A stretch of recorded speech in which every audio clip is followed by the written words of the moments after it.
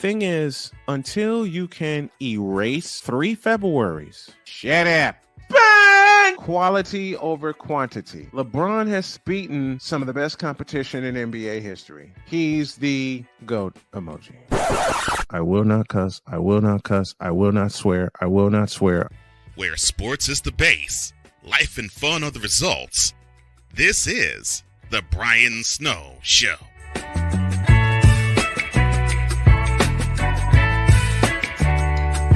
At night, which is where I think this show is going to wind up landing. All right, good evening, everybody. You see who my guest is going to be probably a little over an hour from now. My guest will be Maggie Thompson Under the Veil, and we're going to talk about the hatred towards Caitlin Clark from a psychological standpoint. This is where she comes in. I can only offer my opinion, and I got a good one. And this is also an Ask Snowman Anything hour, as I have 2 good subjects on the platform here. The first that I'm going to talk about is the hatred toward Caitlin Clark. Actually, flip that.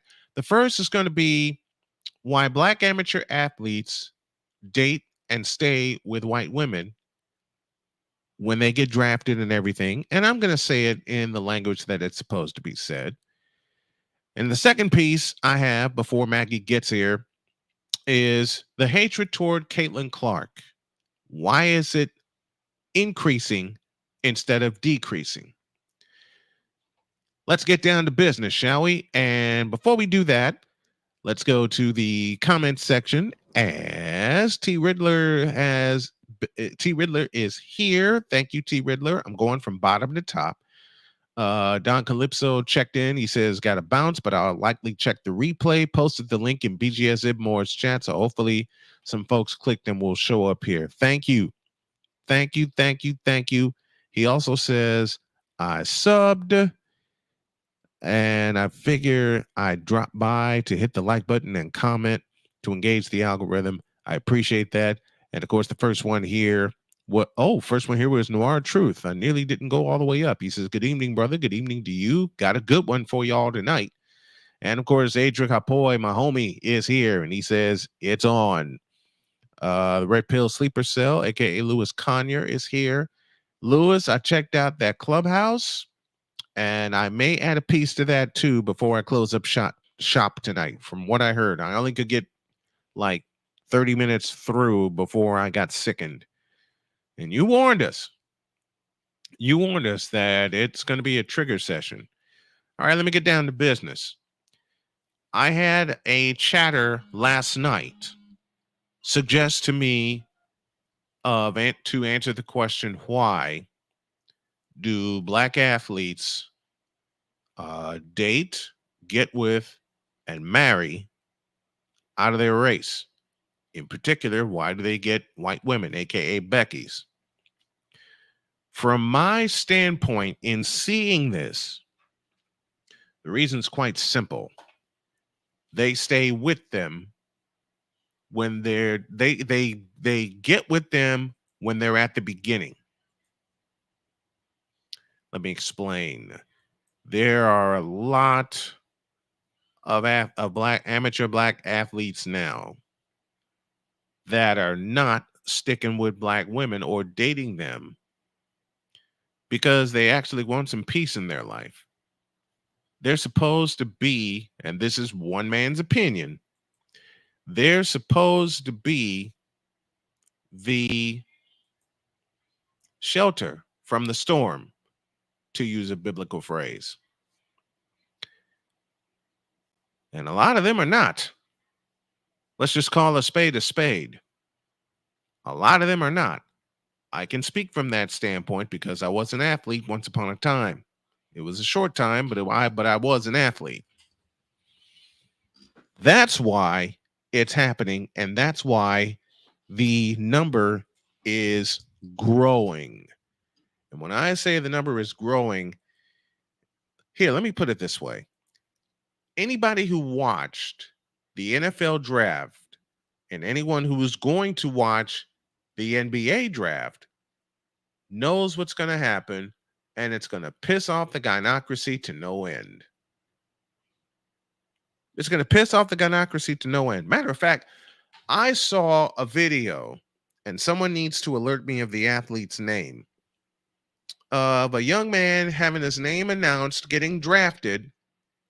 He wanted to kiss his girlfriend, who was white, but mom kept getting in the way.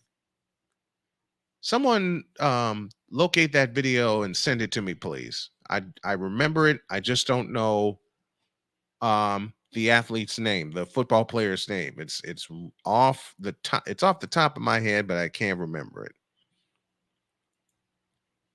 But be that as it may, his kiss toward his girlfriend kept getting intercepted. It kept getting intercepted. That angers me to no end, that you can't even celebrate something that you worked hard for as a black athlete, and you can't even kiss your girl because your mother's there and because she's white. Those are my quick deductions. Now, there may be about 150 other reasons why that happened, but from my quick deduction, those are the two reasons I saw. Those are the two things that I saw.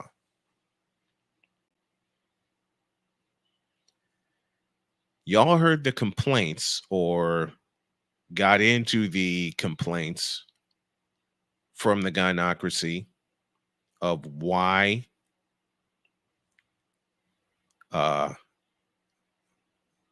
black athletes date white women, because white women are with them from the beginning, when they're just building, when they're going to practice, when they have the hard practices. They give them peace of mind.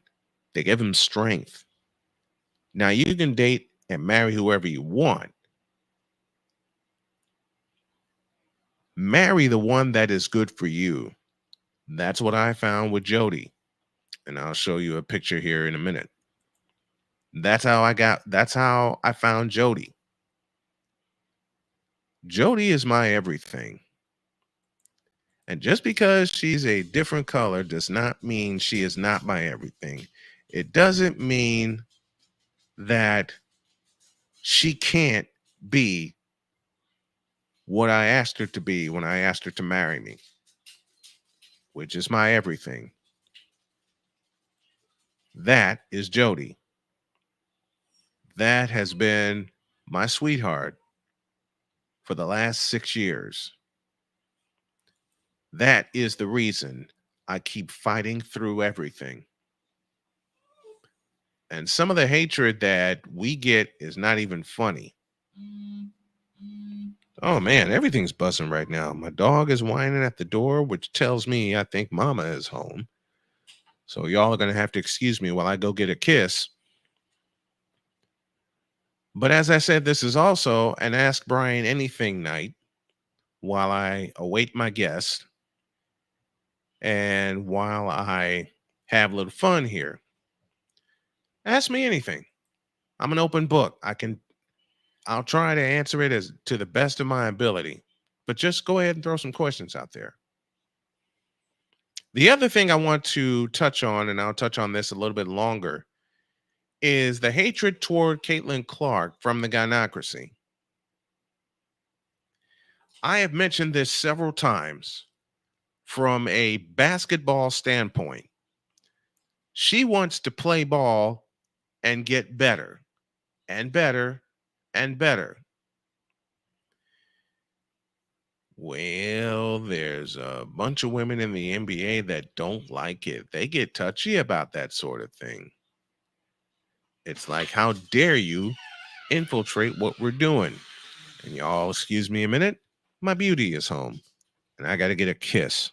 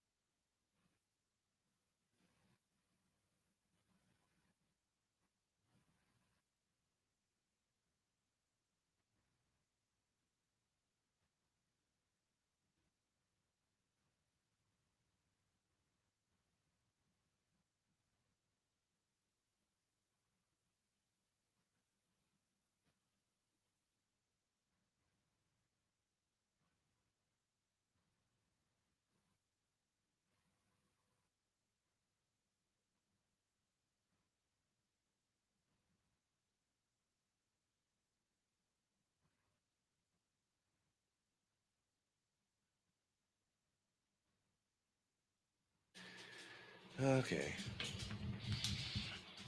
All right. I'm back. My beauty just got home from a long day at work and I had to go get a kiss and make sure she's okay. Why do the pot call the kettle black the sisterhood? You just answered your own question, Noir. With that hashtag, you just answered your own question. What's up, Jedi? Welcome back. You were you were with me last night. It's with me tonight. Let me go back to my first subject while I'm thinking about it.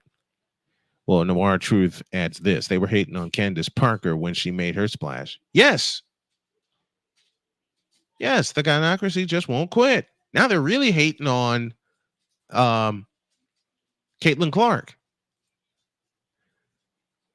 Adric with the $4.99 super chat. Thank you for that. Why are folks surprised and angry that Caitlin Clark didn't make the US Olympic team, asking for a friend? Because they automatically expected her to be chosen for the team when her game is not ready enough to compete internationally. Because even though she is a professional, she is a rookie. She's got still a lot to learn and a lot to do. Again, she still has a lot to learn and a lot to do and a lot to grow up from. Okay? And a lot to grow up from.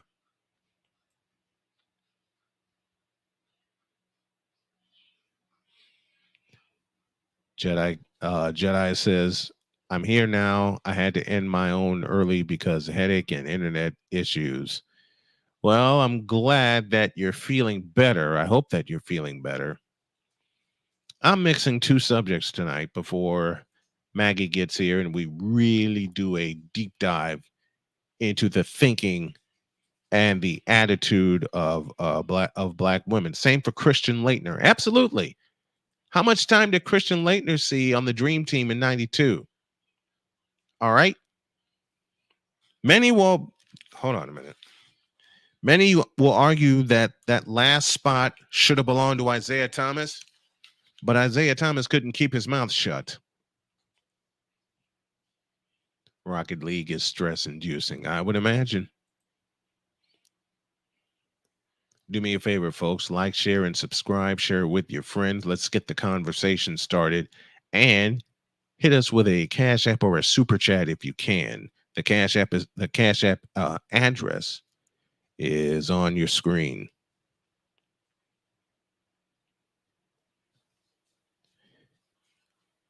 Now, going back to my original subject that a chatter last night wanted to know, and that's why some black athletes, and I got a Cash App from Age of Machines. Thank you. Thank you very much. Every little bit helps. I already explained why black amateur athletes date white women, because they're there with them in the struggle. And many will call that struggle love. Isaiah Thomas was replaced by Stockton. Okay, thank you, Noir. Thank you.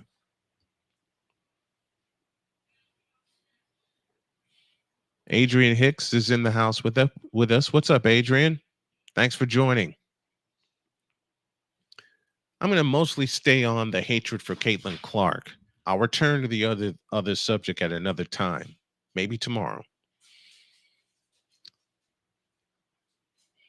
There are so many reasons, from my standpoint, there are so many reasons they're trying to hurt Caitlin Clark. Oh, Maggie's here. Sweet. Hold on, Maggie. Snowmans are coming.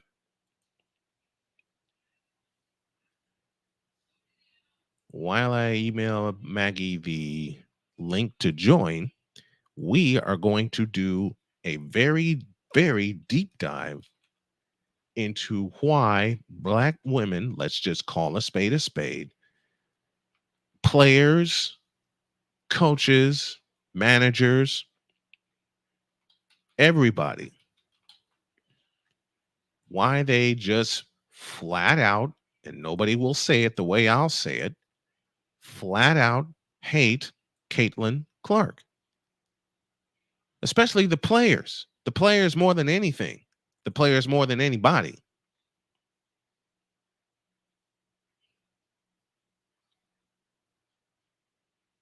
The players hate Caitlin Clark. If Kennedy Carter did not teach you that, if the teams that she's faced and the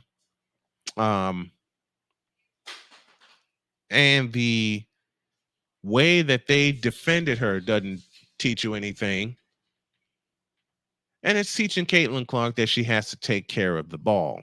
From a basketball standpoint, that is true. Cameron is here. What's up, Cameron? Cameron, do me a favor, if you would, please. If you can help me and my family out with a Cash App, because I'm planning something big for the weekend, that will be great. And that's for anybody that's with us tonight. But I'm telling you, they want to hurt Caitlin Clark. And that's bad. Because the few reasons that I repeat them until I'm blue in the face, and that's going to take a while. They don't like. They hate her because she's white and she's straight and she plays good basketball. Now, she knows she has to make her game better, especially defensively.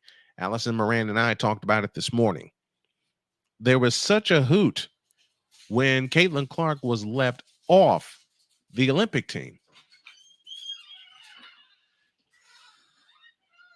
And I think my honey's going down to the barn. Barn chores. Absolutely. All right, ladies and gentlemen, please help me welcome the one and only Maggie Thompson. Good evening, Maggie. Good to have you, my dear. Happy to be here. I gave a few reasons of why the WNBA as a whole and all the black women in it hate Caitlin Clark. from a basketball standpoint, she's forcing them to step up their game. There's much more of a deep dive to that, and we're going to start it from where I am looking, and I'm looking at this as a journalist and as a broadcaster. She forced them to step up their game, but I'm inclined to think, and you mentioned this to me, that there is something deeper within them that just stirs the pot so much that they want to injure her before she really gets started. Talk to me. Well, it's interesting when I say, there's probably something deeper going on. Obviously, when you said something about us talking, I made the joke, is this sports ball? Because I don't watch sports. I know how basketball is played. That's, but I would not be able to pick any WNBA player out of a crowd. Mm-hmm. I don't watch it.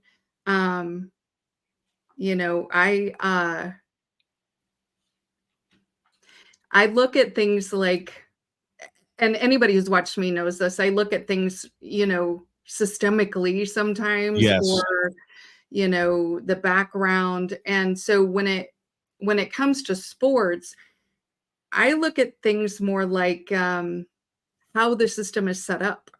Like, for instance, you have these rich white male owners, and they're labeled owners, and they trade primarily Black people. If you're looking at the NBA, the WNBA, the NFL, they trade people and sell people in a market. Yes. And so there's a lot of it that I look at, while sports and the pinnacle of sports has, been the domain of Black people, and I'm not saying that as a monolith, like foundational ADOS Black people. This has been their domain. They have reached the heights of athleticism, but in an overarching way, I think about how it's set up, that there's a rich white dude, and I will speak on white dudes and white women all day long. I have no problem with that. Good. Because I got another good subject that we can approach, but okay. I'll tell you that in a minute. Go ahead. Okay. So I just look at it as, this is kind of set up like another pipeline where, there's so many barriers put in the way for Black people to advance historically. But where you are allowed to go is where you can entertain white people while simultaneously making white people rich. Yeah. And so, systemically, I see that, yes, people are talking about Caitlin Clark and the way she behaves and the way the other ladies behave and who's doing what to who. But at the end of the day, everybody talking about it and debating about it and focusing on it,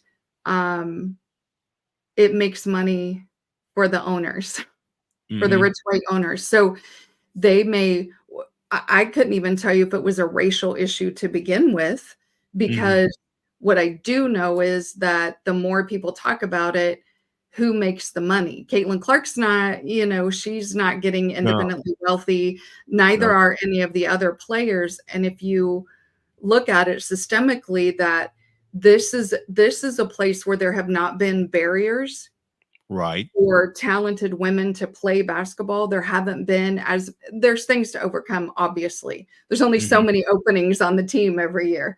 Yes. But they've been funneled there. And then you have, a white girl show up, and then other powers that be are turning it into a racialized issue that may or may not have been. Maybe Caitlin's just a nag. Maybe she's just not nice to people behind the scenes. Right. Because I sure know how white women treat Black women in the workplace. And this is a job. and it's very passive aggressive. It's very microaggressive. It's, so while I don't know about sports systemically, I think if you take everything into consideration, it's a much bigger picture, or it's deeper It than is. what we might think it is. It is. Sorry, that was very long answer. It's all right. It really, really is a deeper picture. And what I touched on before is an idea that someone gave to me last night when I was on the air. Why do Black amateur athletes hook up with white women when their career starts? And the backup question to that is, why are Black women so triggered? That's the only word I can that's the only word I can use when they see this on draft day. And I want to start with the focus on draft day, considering what happened with the NFL draft and the reaction therein. It's an interesting question. I usually take a different approach to interracial relationships because, again, my whole channel started on me talking about problematic white women, just because there's so much material there that I could never be done. But I quickly figured out that put me in a bad mood. It made me sad, Right. And so again, that's a level of privilege. I don't have to deal with white women's ire all day, every day. But I thought, I want to do stuff that's more positive, because it's not moving the needle at all. They're not listening. Right. So I tend to look at interracial relationships more from the aspect of if it's Black and white, if it's a white woman, what her responsibility is to her man. Coming into an interracial relationship, just saying to yourself, well, it's 2024 and I don't see color and all lives matter, without understanding, your man's history and his group's relationship with policing and laws and all of those things. Without understanding that, then your ignorance puts him at risk of harm. So I think, especially because like in white relationships where it's a white man and a white woman, generally in society, white women are protected and coddled. Okay. But then when it comes to the law, white men are protected. So we see this like the swimmer grape case where the judge was just like, oh, you have so much potential, so I don't want to punish you. When it comes to the law, white men are much more protected. And so if a white woman was, if they got into a physical altercation and a white woman calls the police, she has to be very firm in her convictions and very this and this and this. And so if you were in an interracial relationship and things got physical, or even things are being thrown or whatever, and you feel like you need to call the police, you have to understand that simply by them showing up to the house puts him at risk of death. Yes. Not only if they start talking to you and then you come at them the same way that you would have, very firm, and all the accusations and all the things, you put him at this huge risk. So when I look at interracial relationships, it's more about, does she understand her responsibility to him? And maybe so. I think if you look at social media, Black men who are either, these top draft picks, or they play ball, or they know people who do, they've continually answered the question of why at that moment are some of them, not all, I mean, it was not a pervasive thing, but some, showed up to the market day of Yeah. buying and selling people Yep. with their white girlfriends. Mm-hmm. And I think that also speaks to we're also moving into an age where men especially are feeling a freedom of choice. Um, Yes. there were black men there with their black girlfriends. Mm-hmm. Um, I would hedge a bet that there were also somewhere a Hispanic girlfriend. So, Mm-hmm. I think we don't throw the baby out with the bathwater either and say, well, they No. showed up with their white girlfriends because all black women are this, that, and the third. And just a caveat right here, I don't talk on black women. That Mm-hmm. is a that is a it is a rule that I have set from day one of being on YouTube, but also something in my personal life because I will either speak on all women, like Right. all women can be passive aggressive and things like that, from a mental health perspective. I will either speak on all women or I will talk on white women. Um, but I feel like, especially when we look at basketball as an example, Yeah. there are so many barriers these women have had to overcome to Mm-hmm. reach a pinnacle that I literally couldn't. I mean, Right. first of all, I'm probably a foot shorter than most of them. So I have to look up to them both literally and figuratively. But also, they have barriers I don't have. So that would be me coming from a place of not having to deal with everything they've had to deal with and judging and saying negative things. And so I just don't. Understood. Understood. Hey folks, drop your questions in the chat. Let's take some questions from the folks from the subjects that you heard, and Maggie and I will try to answer them to the best of our ability. And if you Mhm. can, to help my family out, couple it with a cash app if you would please. You see the uh, address on your screen. And Adrian Hicks just dropped us a super chat. And Adrian says the draft thing comes down to one word: access. We're talking about elite athletes in an elite and expensive environment, which is college. Numerically, black folks are already at a disadvantage. That is so true. And I saw it up close when I went away to college in 1990. And I saw it with all the colleges I have visited over time since I've been a broadcaster. No matter what the sport, it is very expensive, and black people are at a real disadvantage because I saw it up close that they're hoping that they don't make the team. I saw that up close. I saw that up close. And it's been that way before I got into broadcasting. It's been that way after I got into broadcasting. Matter of fact, with the advent of social media, I'd like to hedge a bet that it's gotten worse.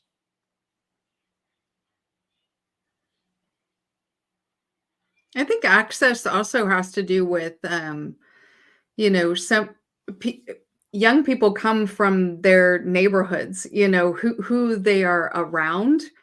Hmm. And this happens to all young people. If they go off to college, then there's a much bigger mix of people from all kinds of cultures and Yeah. backgrounds and people from other countries and so you're going to be exposed to more people than what's just in your neighborhood and at your high Hmm. school and things like that. And so Yep. there's access to different people as well. Hmm. And thank you, Snowman, for putting the link in there. I don't want to click any buttons right now because I You will are mess wel- something you up. are welcome. You are welcome.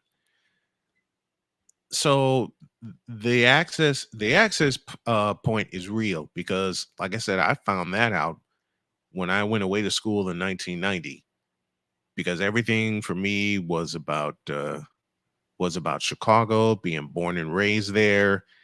And the moment my mother said good luck and write often, the chains were broken. My dad dropped me off at Northeast Missouri State University, which is now Truman State University. And it's like all the chains were busted open. I didn't know the first thing of what the hell to do besides have fun, besides get loose. I went to a couple of Blues games. I snuck to a Kansas City Chiefs game. I caught a couple of Kansas City Royals games when the White Sox were in town. Yeah, there were a lot of secrets that year, 1990-91. Was I off campus more than on campus? I can say it proudly. Yep. Because there was a lot of things that I discovered. And I'm going to post my Patreon in the chat, and you guys please join my Patreon because I'm going to share some of my college stories on Patreon. But looking at it from a systemic prism, like you said before, with athletes, there's a lot with black athletes. Let's zone into that prism. There's a lot that they have to do just to make the team. There's a lot more that they have to do to get playing time, no matter what the sport: baseball, football, men's basketball.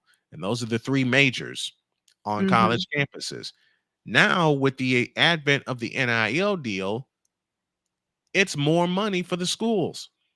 I mean, the students are getting paid, but they're getting paid at a fraction of what the universities are getting. Same with the sponsorships in pro sports. The sponsorships come to the team first and then to the player. And the player is getting a fraction of what the team is getting. And this is a hard pill to swallow for guys. That's why they I want to thank a fellow named Ed O'Bannon, former UCLA player who started the whole thing about guys and girls getting their name, image, and likeness paid for them. It's now have come to a fruition, but there's no governing body over it. There are no rules to it. And the same holds true for other sports.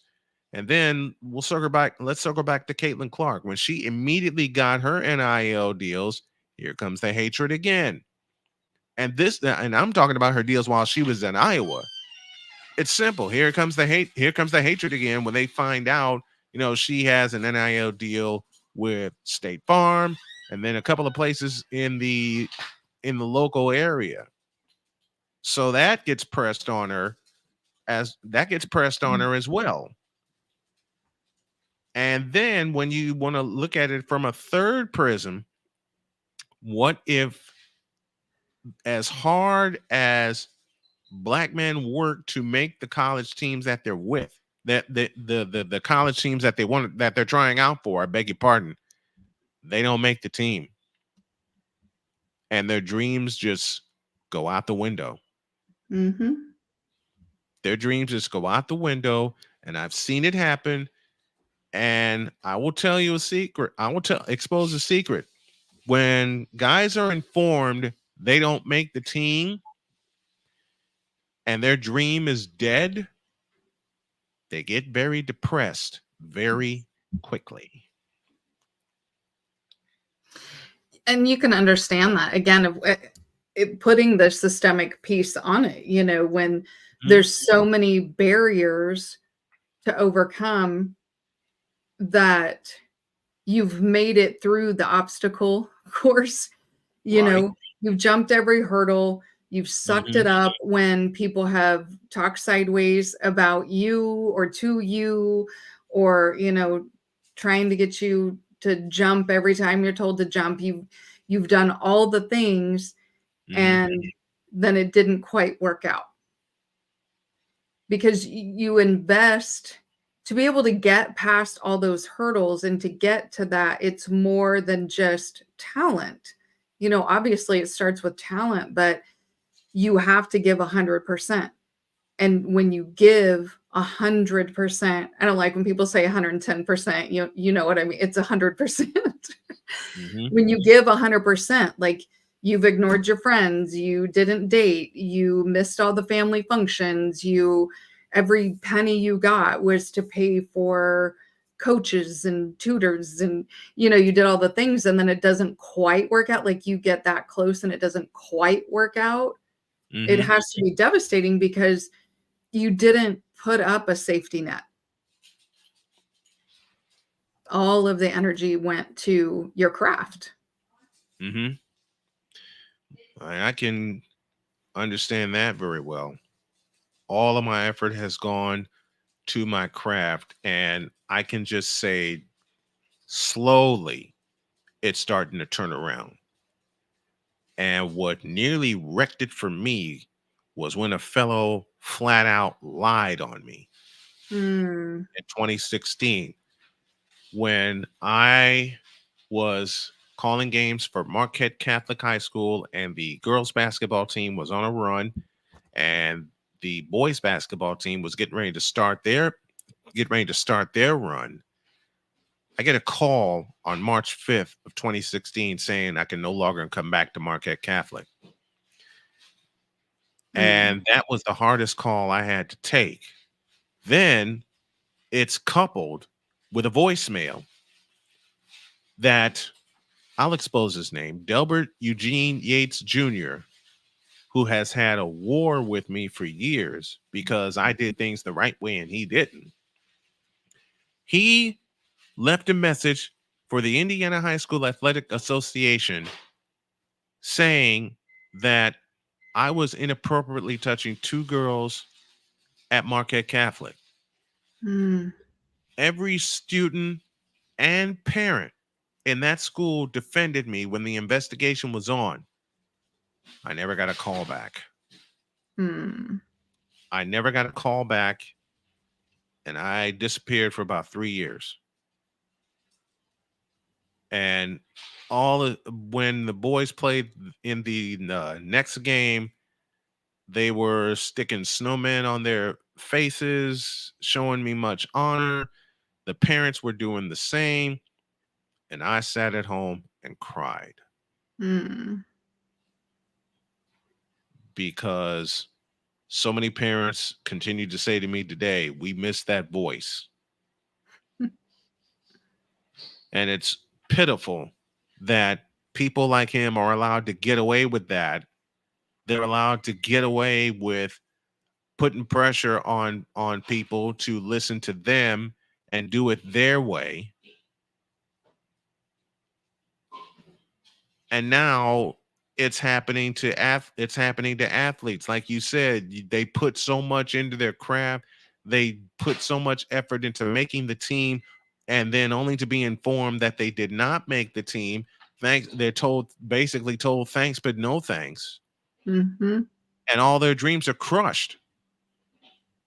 Men and women, all their dreams are crushed. Mm-hmm. And they get depressed very quickly. I'll say it again. I've seen it. They get depressed very quickly. And you're right, Titan Blooded. It's soul draining. You put your heart and soul into a craft. And I'll say it again. I put my heart and soul into this. I nearly lost it twice. The first time was 2016. And then 5 years later, when I got diagnosed with pancreatic cancer, Mm-hmm. I nearly lost everything. I nearly lost everything. Hurricane Greg with a super chat. He wants to know about my guest, which is Maggie Thompson. Is she a sports therapist? Absolutely not. I do not know much about sports. I'm here more as a guest to talk about dynamics.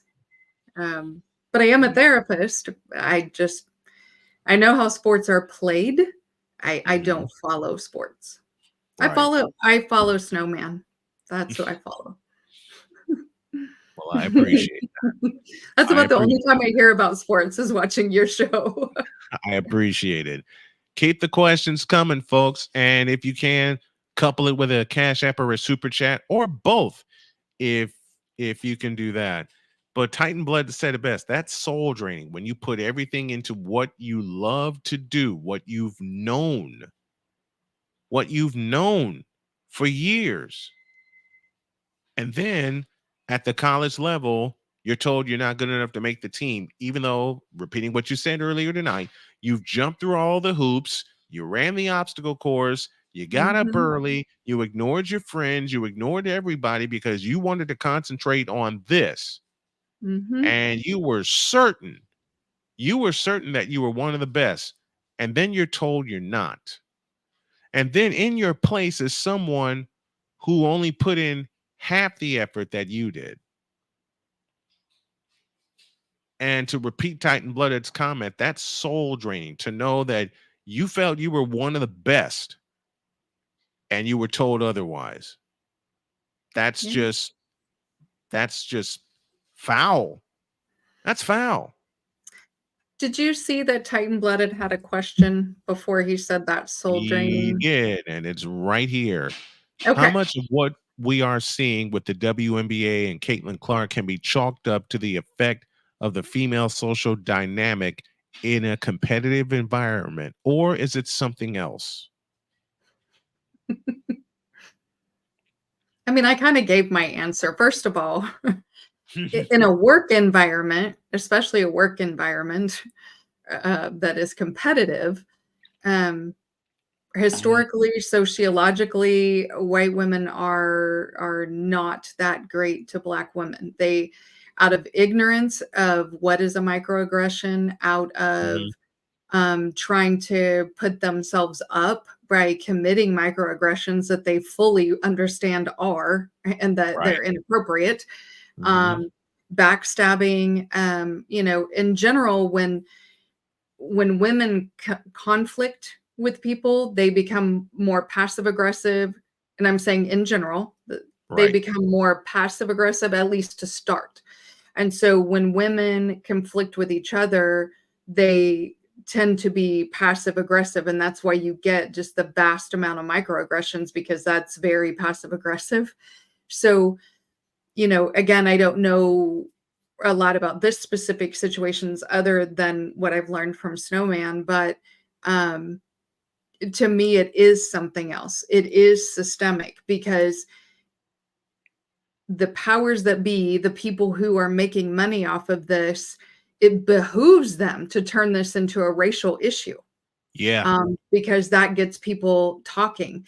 It's Mhm. it's not just one lady and another lady who aren't getting along great, or not everybody likes this new girl. It's, let's turn it into a racial issue so there's more and more eyes on it, so we get more sponsorship, we get more advertisers, we get more people coming to the game, we get people spending money on this the more that people talk about it. Yep. So while it could be something just as simple as a few ladies who just don't get along, Mhm. it gets turned into something because that makes money for, the rich white men. Yeah. Turns into something major. And Mhm. Has this, and I want your opinion on this as well. Why most men hide how they're truly feeling when they're out in public, but once they're behind closed doors, they just break down. That's something I want to know a lot more about because, well, when I had cancer, I put on a brave face when I was invited for a job interview, even though I had a tumor on the left side of my abdomen that had a tendency to what, ladies and gentlemen, flare up. Mm. And I took the I took the job anyway with the sucker punch from the person who with the sucker punch from the person who wanted me to get the job, and he said something that just sucker punched me in the gut when he said, "I know you do anything for Jody." Mm. That broke me. And that made me feel so low. That made me feel so low and made me also feel that I'm not doing enough for my family. Even though, once again, there is a cancerous tumor on the left side of my abdomen, I was Right. still made to feel by this person that I'm not doing enough. And I got to tell y'all, that pissed me off for months, especially after I got the surgery and I was told I'd be okay. Yeah. It's taken 2 years, but I'm just getting, and I had so much more stuff happen in those 2 years. But I'm just getting back to being me. I'm hoping to get out of this wheelchair in the next 4 weeks and get my strength back to just start walking again. But That'll your be great. thoughts on this comment right here? I could talk for an hour on this. I'm going to try to be as efficient with my answer. There's a couple things at play when men are children, when they're little boys. First of all, we have multiple people, from your parents, your teachers, your uncles. Everybody is telling you that when you're sad and crying, to stop crying. Yeah. And then, on top of that, boys, when they get super, super mad at each other, they will get into physical altercations. Little boys do. It's totally normal developmentally. But there's also this facet of pushing little boys to fight. If somebody says something slick to you, you better beat them up. If you don't finish that fight, I'm going to finish you. So we push them away from feeling, knowing, and understanding sad feelings to operating in anger. So what you'll notice, and Snowman, can I use you as an example? Please. Okay. Please do. Please so do. what you'll notice is Snowman started, talking about himself, giving an example of what the question was about, and how bad it was making him feel. And you could actually, he was having that physical reaction of, trying not to cry, trying not to be upset, and then immediately changed the language that he used from that made me really upset to I was pissed. And so what men have learned to do is operate out of anger, because anger is sanctioned, right? Yeah. The society tells you that anger is okay. So anytime your feelings are hurt and you're sad and you feel like crying, it will make you mad. It's just, you've been trained. And so then you get mad. Now, though, you get to a point as a man, you understand you cannot lose your temper. And so you now get hogtied with, what am I supposed to do? Because I'm allowed to either be okay, or I'm allowed to be angry, but not too angry. Because if you lose your temper, if you throw things, if you hit someone, now you have to deal with the police and the law and, getting taken to court, all of these things, losing your job, all this, if you lose your temper. And so men have been trained to operate somewhere between I'm fine and slightly pissed. Yeah. They're not really given the option of learning, not let alone expressing, but even learning about this wide, vast array of emotions that women are taught as little girls. Women will tell you the difference between irritated, annoyed, angry, pissed, mad. They know all the nuances of all of it. But because of what men have been trained is appropriate for them. And when I say that it's appropriate to be okay to pissed, but not too pissed, I bring happy into that too, because men will be made fun of and clowned if they're too happy, if they're too joyous, if they're laughing too much, if they're acting silly or goofy, or there was a TikTok viral moment where it was Black men frolicking. And there was a lot of positive interaction, mostly from other Black men who were like, it's so nice to see another Black man feeling joyous. And they're literally just running through fields and stuff. It's a beautiful day. It's sunny out, they're just kind of running through a field. being happy and laughing, and some of them kind of would fall down and roll, but you had other Black men, other people just making fun of them, teasing, saying all kinds of like tearing them down.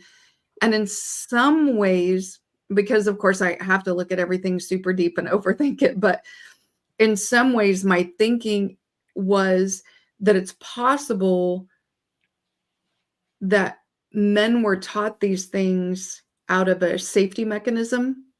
Like, don't draw too much attention to yourself. Don't be too happy. Don't be too mad. Don't be too upset, because you're going to draw attention to yourself. And so the way that men teach each other and to hold each other safe, and probably some parents too, is to clown you for things where you're drawing attention to yourself that just feels unsafe. And I think at times being too happy can feel unsafe to some men. So think about, there's actually 1,200 different emotions. And most people don't realize that there's 1,200 different emotions, and men are left with 2. Yes. So that's why when you're really upset as a man, and you have these emotions, you are going to operate in stoicism. So stoicism is going to display to the outside world that I'm fine. So you're in the okay realm, right? Like, I'm not pissed, so I'm okay. Right. I'm going to utilize stoicism so everyone thinks I'm okay, so that I don't get the cops call on me. I don't have people make fun of me. I'm not putting myself in an unsafe situation, until you can get either home by yourself and express your emotions, or you can get around somebody who is safe to express those emotions too.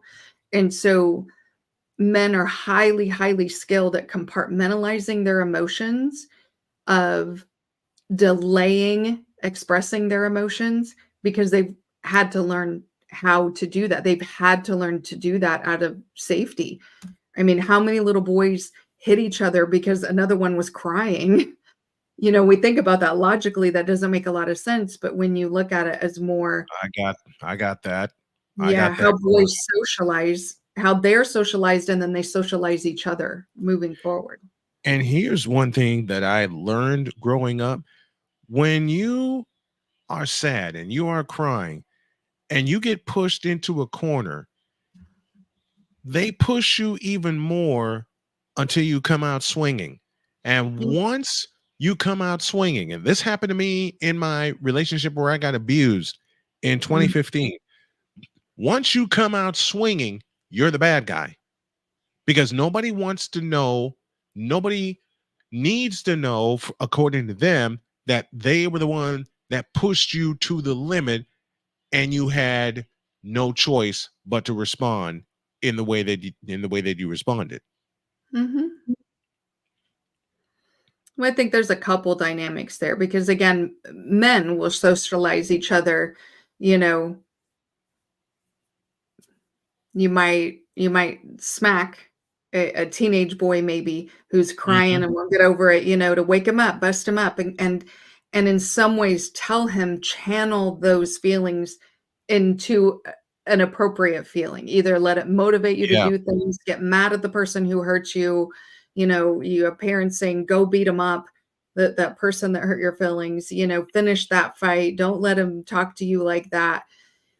In a relationship dynamic, and of course I don't know personally about your relationship other than what I heard from your diary series, but I think sometimes women as a whole will feel like they could be perceived as the bad guy in a relationship, either through they're not as good looking as their man, or they're not as smart as their man, or they've made mistakes, they have a torrid past, whatever it is, they in some way feel less than.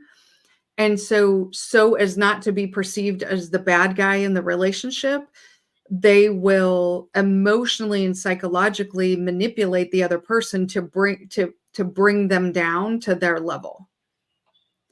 So I'm going to emotionally manipulate you, maybe to get physical with me, but maybe to do other things. Because if you lose your temper and you lose control, you're going to do and say things that then makes you the bad guy and not me. Which leads to this comment from Adrian Hickson. It's so true. Black men's anger has guardrails. It's the difference between rules and laws and freedom and liberty. That is so true. Welcome to Hashtag no Timekeeper. frolic. Yes, hashtag no frolic. Welcome to Timekeeper, who says coming through. Sick Diggy, my brother from Norway, coming through. Being too happy can make you a target by other men, thinking, why is he so happy? Why does he have to be so happy? Why does he have the right to be so happy? I have gotten that all my life because I'm a happy-go-lucky kind of person. It's I get the goofiness from my dad. I mean, dad taught me a lot, and he basically taught me laughter is everything. He taught me laughter is everything. But I didn't laugh for a year when I was in that relationship with Jody Dials, and I'm calling people out tonight.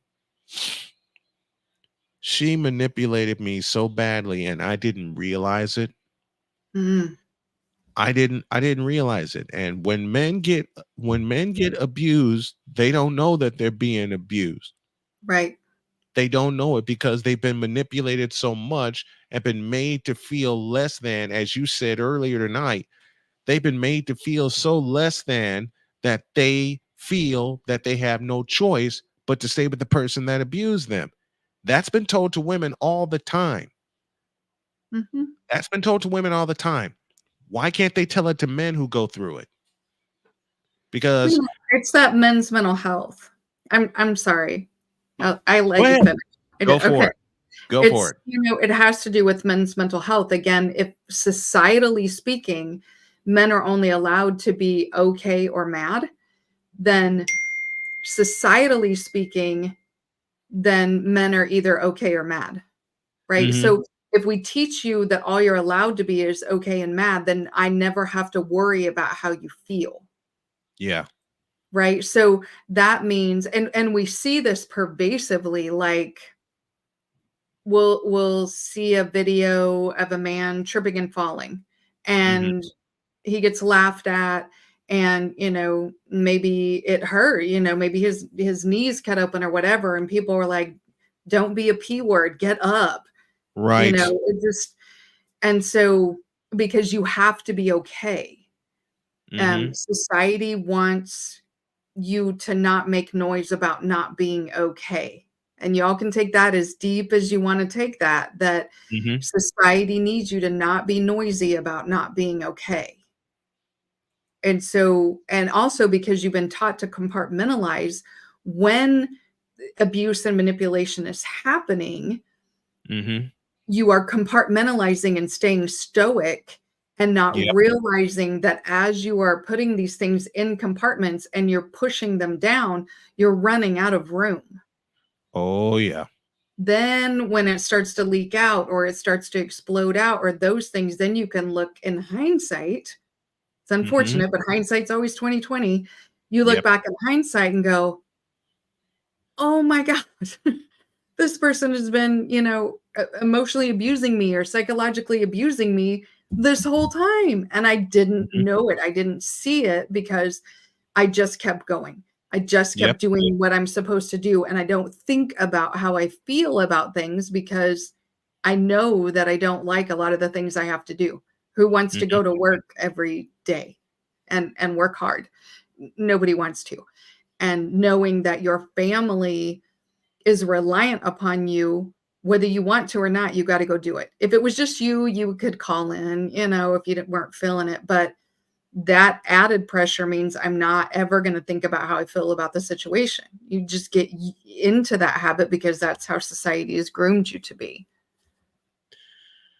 When I was going through that relationship with Ms. Dials, And I only exposed a part of it in my diary. I'll expose a little more now. There was so much that she would do that would just break me. Like, we had to meet a potential sponsor because I was covering LaPorte High School athletics up in LaPorte, Indiana at the time. We had to meet a potential sponsor. And the more I tried to,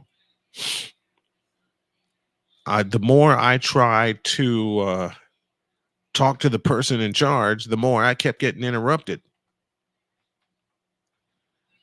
The more I tried to bring it back to business, the more I kept getting interrupted. And it would just build and build and build and build. We were in there for an hour and a half for a meeting that should have taken only 10 minutes. He eventually saw her walk out and yanked me into his office as quick as he could. He signed the contract. He gave me the payment in the form of a check, and he said, "Don't tell her anything. And I hope that you recover soon." I didn't know what he meant by that until afterwards, until after I cut his commercial. And he heard the commercial. Then it got to the point where he only spoke to me and not Ms. Dials. In the parking lot after that meeting, I went completely off because I was so mad at how I was treated.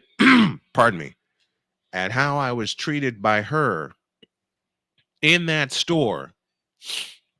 I got so angry, I exploded to the point where I yelled and swore at her, breaking my own rule, but I was pushed to a point where I couldn't take it. I couldn't take it. And when my flyers went flying all over the place, she said, "You have an anger issue. You need to go get that checked." Ooh, gaslighting. I got in my car and drove away. I never did 70 miles an hour so fast in my life. I wound up in Three Oaks, Michigan at a radio studio where I was working, and I sat there for 4 hours just thinking about nothing. Then I drove back to LaPorte, made sure I didn't see her, and I took off for home because I was living in Glenview, Illinois at the time. When I did the Maryville game with LaPorte playing Maryville, I got to the stadium hours early because I wanted to be in the booth and away from her. And this was true with two other women I dated who won the next year, who called while she was driving back to Minnesota and said, "When are you going to get it together? When are you going to think realistically?" To me, that's a sign of them pulling their love and support for me. And that crushed me. And there was a question earlier, and Titan Blooded asks, "How do you get yourself back to normal when your soul has been drained that way?" It's hard. It's hard to get back. When you're a man, it's hard to get back there, especially when you've done all you can and you get run over, you get crushed. When the young lady I dated after Ms. Dials called me and yelled, "When are you going to get it together?" I'm glad I was in my apartment because I went off again. Because men get tired of being told one thing and then shown another. Back to 2015, I'll tell this story. I began it. I didn't finish it. When I got to Maryville, Indiana, at Demery Stadium, I begged the booth chief to open the box. Let me get some air conditioning. Let me get some Pepsi, and please let me sit in the box. He said, "What's going on?" I said, "There's a lady I do not want to see, and I don't want her to find me." He raced upstairs, opened the box. I got some help bringing my equipment up there. And this was 3 hours before game time. The students had just been let out. And he said, "Here you are. Get comfortable, take a nap if you can, and then get ready for your broadcast." I did take a nap. I did get comfortable. And then I woke up to 5 text messages. I woke up to 3 missed calls. "Where are you? You were supposed to come get me." Never discussed that. "Where are you? You're supposed to pick me up now." Never discussed it. Never discussed picking her up. All we discussed was how I'm going to run my broadcast that week. Nothing about picking her up, nothing about meeting her anywhere. My plan was to get in, do the broadcast, and get the hell out of there before she found me. Because it was at a point now where if she found me, I knew there'd be trouble. I knew it would get physical. And when I was driving back to Glenview, Illinois, I get a call from her. I didn't pick up the phone because I was driving, and boy, I was breaking every law in the book to get back to Glenview so I can get to bed and not deal with this. There were 2 different voicemails from her. One said, "I hope you're safe. I hope you get back home safely. I miss you. All lovey-dovey." 20 minutes later, there was another one, and it said, quote, "I don't know what you're doing or who you're doing it with, but I hope you're happy." Close quote, slam the phone down.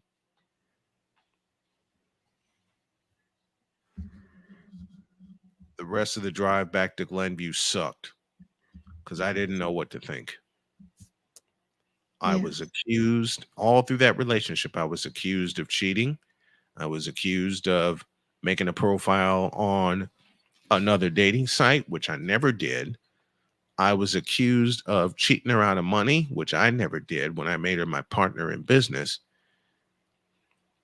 I was accused of not doing enough every day for the 10 and a half months we were together. I was always accused of not doing enough. She would bring out my emotions and then tell me that she's with me to the end. You know how confusing that is? She had me crying in a Starbucks. And then 10 minutes later, she's all over me, kissing me, saying, "I'm sorry. I didn't mean to do that." You're right, Sick. She was being hot and cold with me. It is a form of mental abuse. I know that now. And projecting her indiscretions on me. Which leads me to ask the question, and I must pose it: why do some women do that?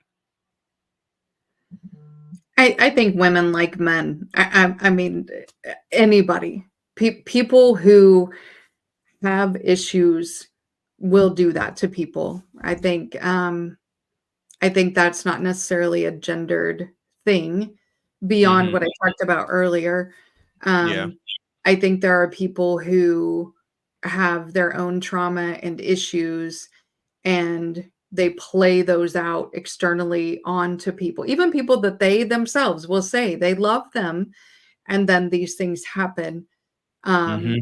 where they're acting out this pattern and these things with their, the person that they love, and they don't really know why. But that kind of makes me circle back around to therapy. But I wanted to say something to Titan, and I'm also going to answer Sick Diggy's statement. There's a lot of stigma about mental health where Black men are concerned. So that had to do with Sick Diggy. Mm-hmm. Because if you psychology in its beginning stages, in its infancy, um, had the prevailing thoughts of the time that if you're studying psychology, you're studying white people. Now, Yeah. whether the different theorists went along with that Black people weren't completely a person or whatever, they generally were always looking at white people. It Mm-hmm. wasn't until later. So psychology has its infancy in a segregated way, right? To focus on white people. But then also, um, during slavery, I'm trying to think of the name, and somebody will put it in there, but these psychologists came up with a mental health diagnosis, a psychological disorder for enslaved people who tried to run away. They said that they were crazy for trying to run away. And so psychology has not has not been favorable. And then on top of that, men in general, thank you, drapetomania. There you go. Drapetomania. Yeah, Thank was what you, it was Adrian. called. Yeah. So if someone who was enslaved wanted to run away or tried to run away, they were diagnosed with a psychological disorder because it was seen as crazy for not wanting to be enslaved. Right. So psychology hasn't had this great history. Then on top of that, when society is telling men you're allowed to be fine or angry, then what the hell do you need therapy for? And because so many women have gotten into psychology and social work, then it's very feminine focused. It's very women's focused. It's very women's issues. And even when you look at relationships and couples counseling, it's very heavy on the women. And so for men, a lot of times, and if you haven't been to my channel, I, would encourage people to go there. Titan, I'm giving you that invitation. Because one of my biggest pet peeves is when society utilizes mental health terms in a condescending or weaponized way. Like when people will tell men, do the work. Why don't you just go do the work? Do the work. And so then I get on my channel and I'm like, hey, you know what that means? This is what it means. I'm going to tell you exactly what it means. And then I'm going to tell you how you can do it. And you don't have to get a therapist to do it. You can literally for free watch the different videos that I have up. I'm shameless plugging myself, but honestly, that's why I do what I do. Is because some people don't have access to it because of time. Some people don't have access because of money. Some people have the stigma. And I've said many times that most everybody needs therapy. Not everybody needs a therapist. Mm-hmm.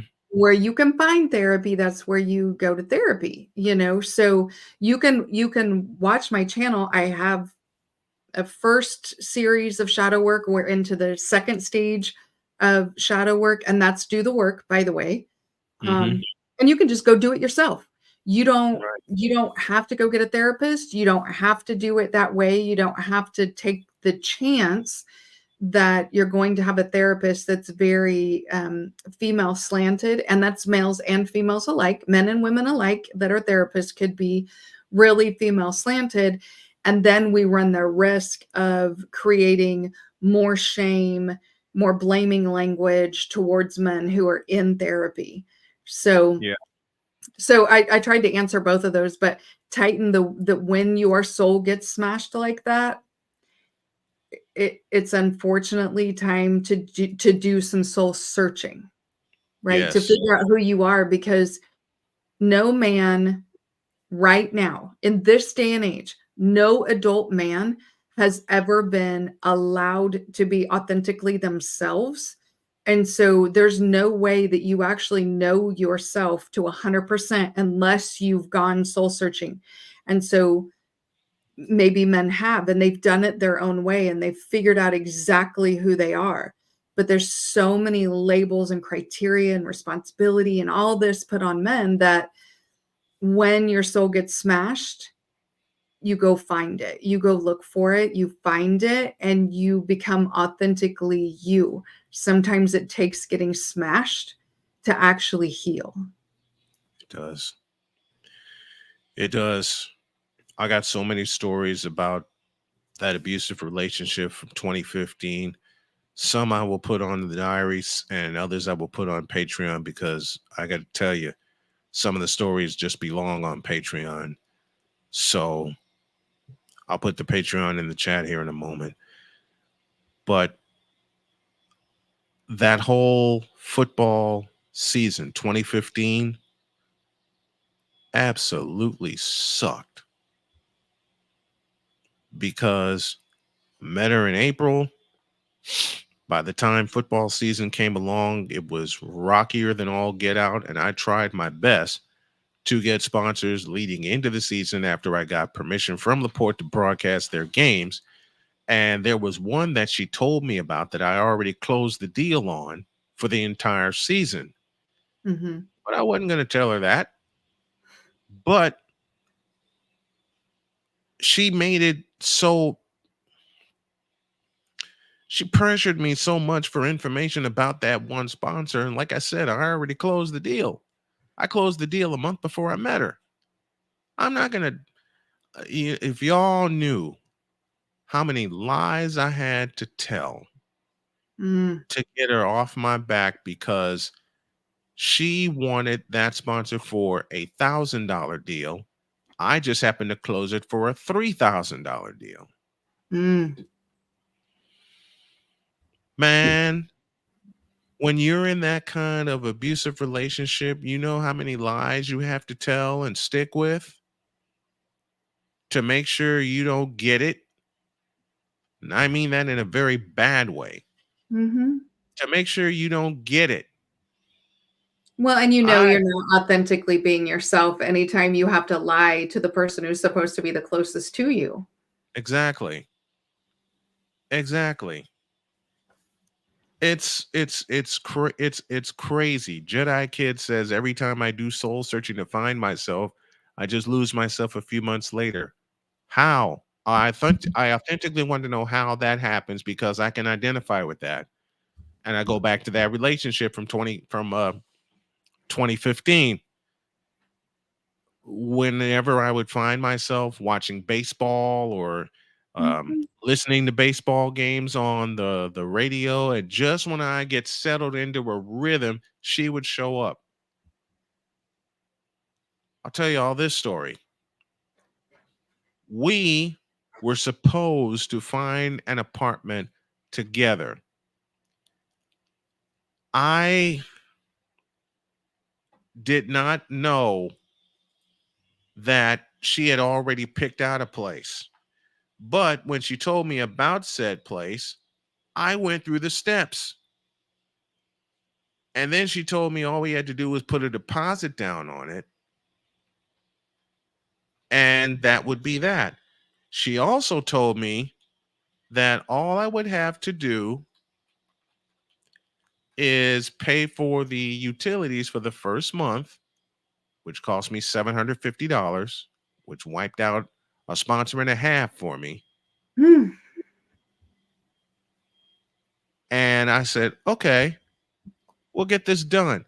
I had all the paperwork in my name, but I was so damn nervous on acting on it because the lease hasn't been signed yet, hasn't been presented yet.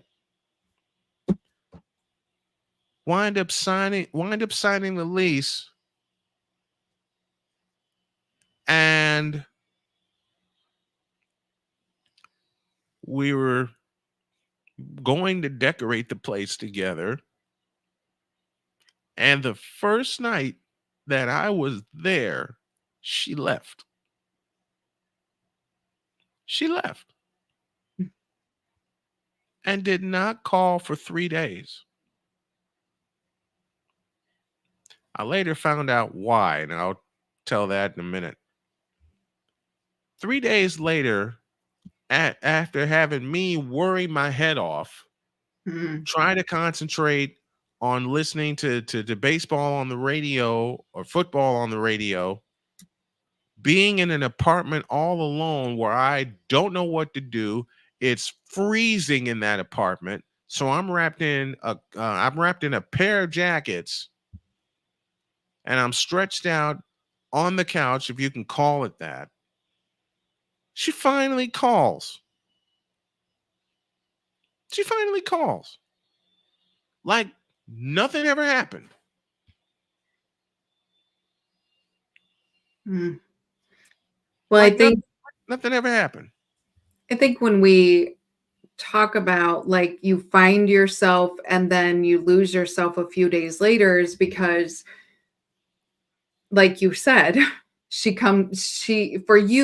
her coming back around put you right back into that cycle or that pattern of behavior and feeling again. Mhm. And I Yeah. think a lot of times that's what happens because we can do the work sitting at home. We can do what we need to do, whether we're watching videos or whatever it is, or we start to feel authentically ourselves and really getting to know ourselves and who we are and how we operate. Mhm. And then we go outside of the house. Right. And so then we're Right. around the people. And this is another term that gets thrown around and weaponized a lot, but toxic. But all that means is poisonous. There are people who are poisonous to you. Mhm.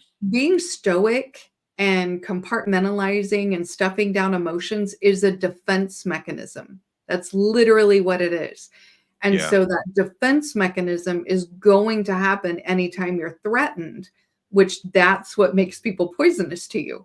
So when you're doing this work, but yet you continue to try to live the life you were living when you were more fake, I guess, not authentically yourself, and you Right. try to still live that life, a lot of times that is incompatible. Not all the time. Sometimes your wife, your girlfriend, your husband, your boyfriend, whoever also wants to grow as a person, also sees that you're having dynamics that are not really healthy, and they're willing to go through the work too. But Mhm. a lot of times it's kind of like when people go through drug abuse treatment, you can't still hang out with the friends who are using. It's Right. very similar to that. Yeah. And that crowd who knew her tried to warn me about her, and I didn't listen. And then one night it got really physical. And this Mm. is the second time she hit me. The first time she hit me was on my birthday. Oh my goodness. The first time she hit me was on my birthday Mm. when I was in Glenview and I was ready to celebrate. She said, "Come on down to the port. We're going to celebrate your birthday." And the Mhm. first thing that happens, we get in an argument. Why? Because I got there early. And I'm like, what? What did I do now? And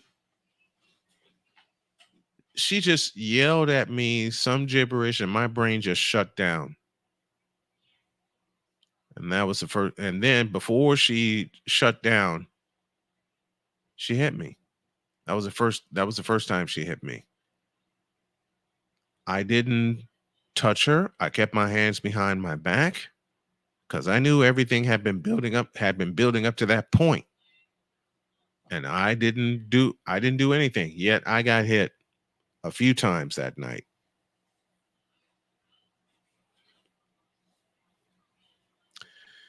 That was the first time. The second time was in October, and part of my brain knew I should have left then on my birthday, but I stuck around. And the second time in October, it happened again. This time while we were painting the house. She shoved me, and I got up and walked out. Mm. And she was yelling and swearing at me the whole time. I spent 2 nights at a filling station in Gary, Indiana, because I was Good. not going back there. Mhm. I was not going back there. They had couches, they had television, I had a charged phone, I had a charger, I had earphones, I had my laptop. I was good. I had my equipment with me. My broadcast equipment with me. I was all right, and I Mm-hmm. knew where I was going to um, do my show. I knew where I was going to do my show. Mm-hmm. But one time she tried to manipulate me, and I stood up and told her no. Was a basketball game that night. Laporte was hosting a team from out of town, and I got to the arena early. The local radio guys were there, and they came and gave me a shoulder. And he came and gave me a shoulder rub, and he said, "Go get him." Mm-hmm. 10 minutes later, I get a phone call from her, and she said, "I need you to do me a favor." And I said, "What's that?" "I need you to watch Colton." That was her youngest son. "I need you to watch Colton for me and put him on your broadcast so he can learn with you because I have an errand to run." "No, I will not do that. And you're disturbing my routine right now as I'm 5 minutes away from going on air." And I hung up.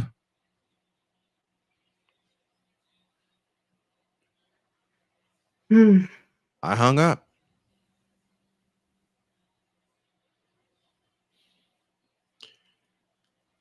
Boy, that made her upset. Here's the kicker. I saw her and Colton walk into the arena and watch the game. Mm. Saw her and Colton walk into the arena and watch the game. Didn't even think to walk by my broadcast area and at least say hi. And I saw them. So I waited about 20 minutes, came out, made sure she was gone, and so was I. And the kicker to that is, thank you Detroit 313 for the super chat. And if I don't make my goal to like try to do Uber this weekend with a rental car, then so be it. I'll just push I'll just push the super chats and just make it $1,000 a month at least. But the real kicker about that relationship, and since I have a therapist with me, I'm gonna let it out. And I held this in for a long time. She was seeing two other guys. Oh my Her ex, goodness. her ex, and my best friend at the time. And I introduced those two at a picnic, Mm. a graduation picnic. Never occurred to me that she would turn on me like that. Go play and now that I think about it, the details are coming into focus. Go play volleyball. I turn around and they're sitting together. So I go over and I sit with them. She gets up and walks away.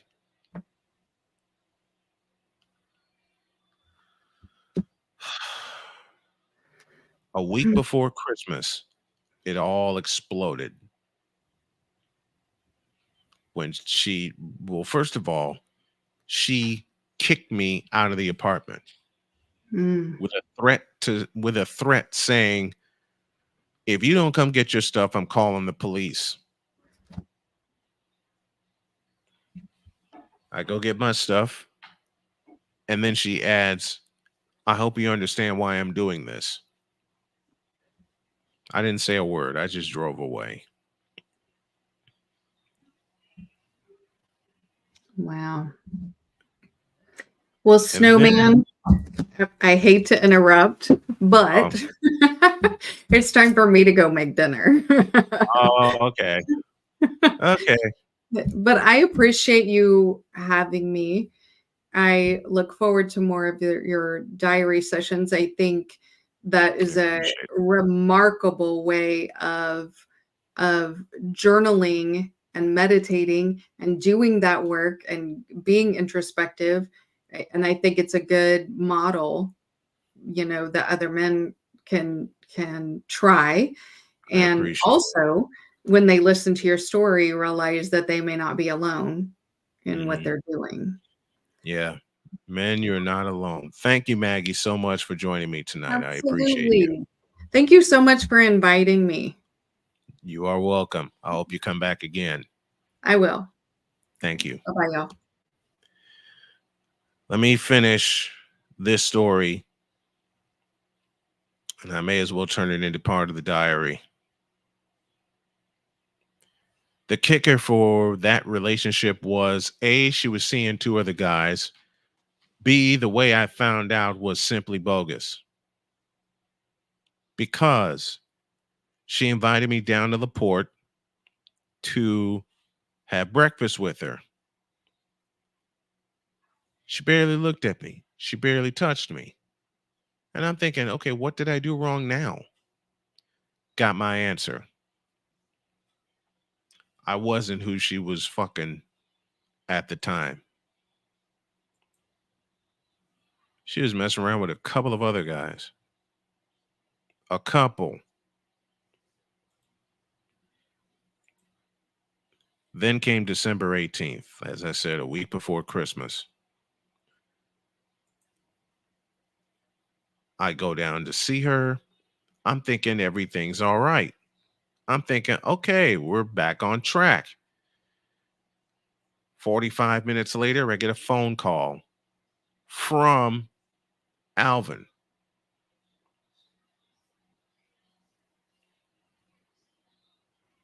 And he said that he and her were seeing each other.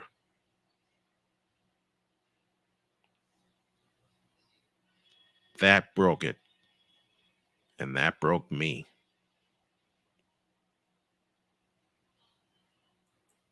That broke me. I gave up. I nearly ended my life because I thought I lost a good thing. I really thought I lost a good thing. But thank God that wasn't the case. So I want the men to know something. You're not alone. I can share stories with you about what I went through and what a few other men who have talked to me went through. Hell, you know what? I think I know that I need a few other, I need a lot of education, but I can use this diary to help people.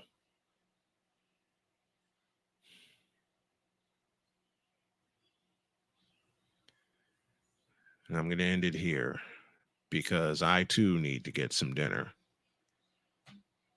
I want to thank you guys for coming in tonight. I will be on tomorrow, and I'm going to let you guys choose the subject. Y'all choose the subject you want me to talk about and expand on. And let's chat. Seriously. Y'all pick the subject, leave it down in the comments section, and I will look over the responses, however many I get, small number or large number, and I will pick a subject and we'll expand on it. I think that's how I'm going to do this show. Just hang around and let you guys ask questions and then have a subject or 2 or 3 to just talk about. I will have interviews. They will be taped in advance and they will be aired. But for now, thank you to everyone who showed up. And I leave you with this. How do you fuck that up? How do you fuck that up? And a little dancing to take us out. So long, everybody.